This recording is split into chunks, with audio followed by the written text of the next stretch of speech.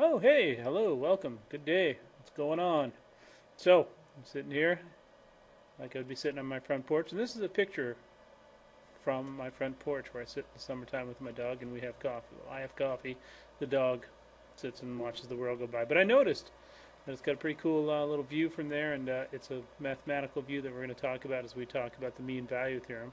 But first, a little something for you to do.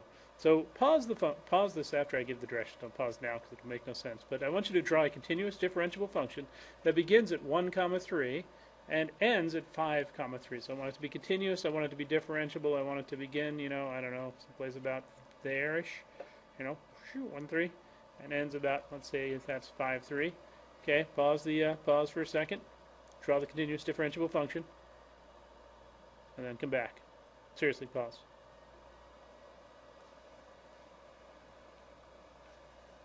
All right, so hopefully you did actually pause. Did you draw a function that maybe looks like that? Or did you draw a function that looks more like that? Or perhaps you draw a function that looks like that? Or perhaps you drew a function that looks like that? Or maybe you were crazy and you drew a function that looks just like that, something like that. Ooh, they made it nice and straight for me. So, any of those functions would work, would they not? They're all continuous, they're all differentiable, and they're all functions.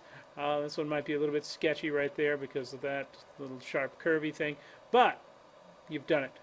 So the question that I have for you now is, was y prime equal to 0 at some point? Does it have to be?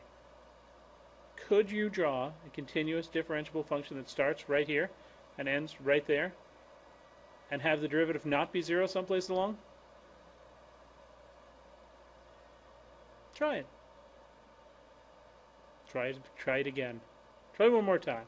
Okay, this one looks like it's got that case, but it's really just drawn at an angle, so it's not a great example.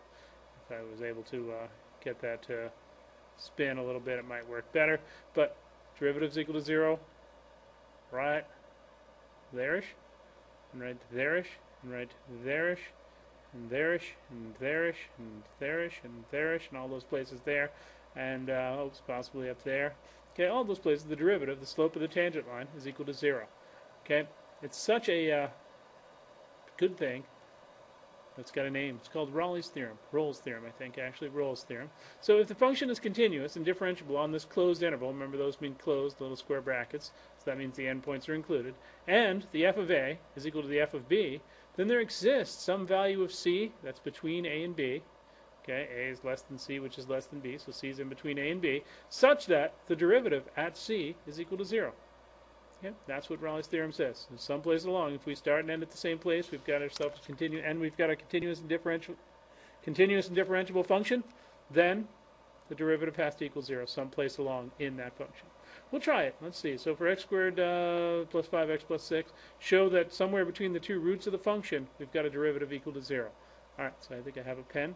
So where are the two roots of the function? We'll get those just by quick factoring, x plus 3 and x plus 2, right? Okay, slow down if you need to. Gives me roots of -3 and -2. So Rolle's theorem says someplace between -3 and -2, the derivative has to equal 0. So that means we've got a critical number someplace between those two values. So let's find the critical number. F primed of x equals, 2x plus 5. Seems reasonable. And f primed is 2x plus 5, so when is 2x plus 5? Ignore that little mark there, right there. When is 2x plus 5 equal to 0? Well, when x equals -5 halves, which lo and behold is in between those two values, which is all delightful. One thing I didn't do is I didn't just go to the trouble of saying, is that a continuous differentiable function? It is, because it's a parabola, right? Quadratic functions are continuous and differentiable. And does f of a equal f of b? Well, we found the roots. We know that, -3, 0, and at -2, 0. So Rolle's theorem applies. We get a continuous differentiable function. The roots have the same y value, and so someplace in between those two roots, we had to have the derivative equal to 0. Okay? So, great, super swell. Here's the next question. There it is. What if the f of a is not equal to the f of b? I ponder that. Let's go back to our little picture of my front porch. It's the mean value, or it's the Raleigh's theorem. It's Raleigh's theorem right there, right? Okay, there's my horizontal tangent line, at least we can pretend, caused by the wires. Okay, and if I say right there, the f of a is equal to the f of b, right there, those two are equal values, or maybe right there are equal values, the slope of the tangent line is equal to 0, right at that particular point. All right, back to my question. What if the f of a is not equal to the f of b? What if we don't start off even? What happens then? Well, I'll tell you. What happens then is we get the mean value theorem. And the mean value theorem says just this. If f is continuous and differentiable on the closed interval from a to b, then there exists some point c between a and b such that the f prime of c is equal to the f of b minus the f of a over b minus a. And let's pause for a minute and draw a picture of that. Got it? Okay, we'll do it together. Here's my x and my y axis. Don't really need them. Here's my continuous differentiable function. Okay, this side is the derivative, right? Okay, derivative, slope of tangent line. This side is the slope of the secant line. That's just our rise over run. That's the thing we started with, right? So let's pick a point A. Let's pick a point B. And so we're saying, you know, this is the slope of the secant line. So let's draw in a secant line. Let's do it all fancy with a line. Okay, let's just pick from A from there to B. There we go. Okay, so there's my secant line, and it has a slope. And what we're saying is that someplace along the tangent line has to have the same slope. So if I were to draw another line just exactly like that one, just let me be clever and just clone that one. Okay, if I draw another line that's exactly like that, someplace along here, there's a tangent line with exactly the same slope. And there it is, tangent line with the exact same slope. So, someplace along, the slope of the secant line has to be the same as the slope of the tangent line. Remember what the slope of the secant line was? That was my average rate of change. And what was the slope of the tangent line? Yes, the derivative. But what was the other thing? It was the instantaneous rate of change.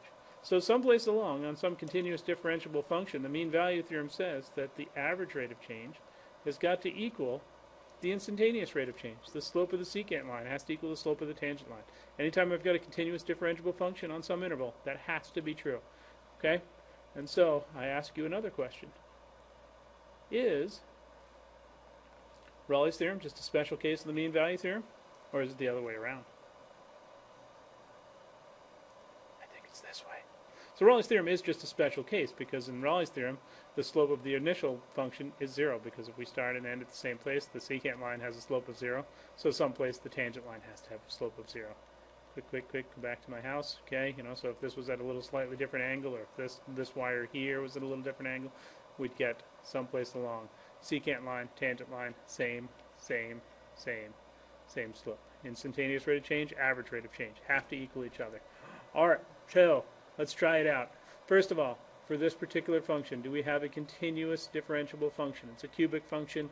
It is continuous. It is differentiable on this closed interval. So left-hand side, let's do us the derivative. Okay, so the derivative is going to be 3x squared plus 4x. Okay, that's that part. On the other side, the f of b, well, there's a, there's b. So the f of 2 is going to be, what, 2 cubed plus 2 times 2 squared minus 4. 8 plus 2 squared is 4. 4 times 2 is 8. Minus 4. 8 plus 8 is 16. Minus 4 is 12. I'm hoping I don't make an arithmetic error because I'm doing this quickly.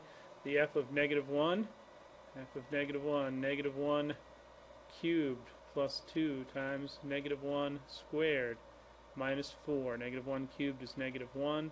Negative 1 squared is 1. 1 times 2 is 2. Minus 4. Negative 1 plus 2 is 1. 1 minus 4 is probably negative 3. Okay, so let's plug it in. The f of b, which is that 12, minus the f of a, which is that negative 3. And then on the bottom we've got b, 2, minus negative 1. Okay, so someplace 3x squared plus 4x has to equal 15 over 3, or 5. So someplace along 3x squared plus 4x has to equal 5, or someplace 3x squared plus 4x minus 5 has to equal 0. Okay, this is where I would run to the quadratic formula. I would solve this bad boy out, and I would get a number, and that number would be hopefully somewhere between negative 1 and 2. Okay, you want to do that and check it out? Find out what x value it is, report back to me in the morning, okay, or immediately or someplace along those lines. Okay, so we should get an x value someplace in between those two.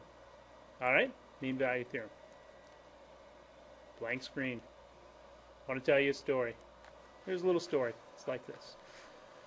Little red car. Little red car. There's a little red car. There it is. It wants to be back here. Okay. Driving along. Red car. Okay. Goes by officer number 1 at 2 o'clock. He's going 55 miles an hour. 4 minutes later, drives by officer number 2. Again, going 55 miles an hour. Okay. Seems like a peaceful day. But wait. What happens next? Here it is. What happens next? He got pulled over. And why is he getting pulled over? That's what the car asks. Because he violated the laws of calculus. Let's go through the story again. Where's the little red car? Doesn't really matter. Little red car. At this point, 55 miles an hour. Okay, 2 o'clock. There he is. Okay, 4 minutes later, he's traveled how far? 5 miles. Only took him 4 minutes. So you went 5 miles for 4 minutes. Okay, let's see, that would be approximately, let's see, if we multiply top by 50, or the bottom by 15, that would turn it into 60. Okay, so there's 15 4-minute segments in every hour, so we're going to multiply top and bottom by 15. That won't impact us any. So my average speed was 75 miles per hour. Okay, there's my average speed. So even though my instantaneous speed right here was 55, and my instantaneous speed right here was also 55, my average speed was 75. And so according to the mean value theorem, if my average speed is 75 miles an hour, at some point in this region, I was going 75. And it's probably going a whole lot faster than 75 if I was able to make this, slow myself back down and speed up, out of the sight of the officers.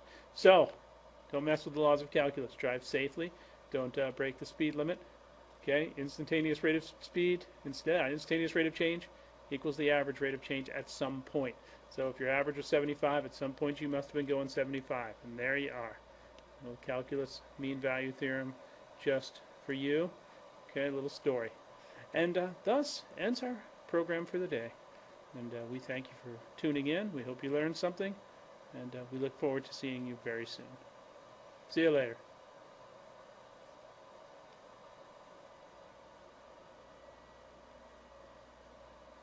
That's not the right place. That's the right place. There we go. I get alarmed there. Here we go. Bye.